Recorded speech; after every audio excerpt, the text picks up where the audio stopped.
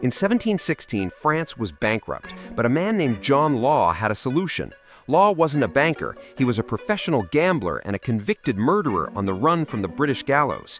He walked into the French royal court and promised the king a miracle.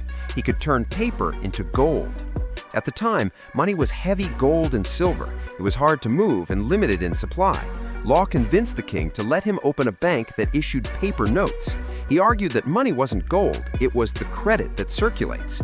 The French people loved it. Suddenly, everyone had money, but Law needed a way to back that paper. So he created the Mississippi Company, a business that supposedly had exclusive rights to the mountain of gold in French Louisiana.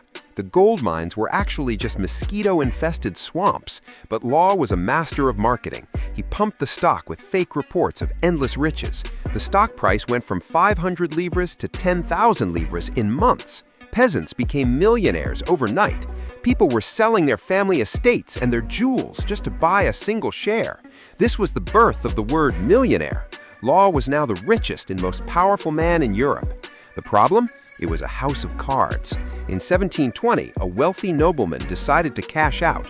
He brought his paper notes to the bank and demanded his gold back. When the public saw the bank's gold reserves were nearly empty, panic set in.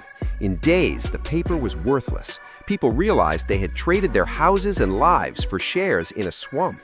The French economy was obliterated, and John Law had to flee the country in disguise to avoid being lynched. The lesson for every investor? Never confuse price with value. Price is what the market says it's worth today. Value is what the asset actually produces. If you're buying something just because the price is going up, you aren't an investor, you're a gambler in a 300-year-old trap.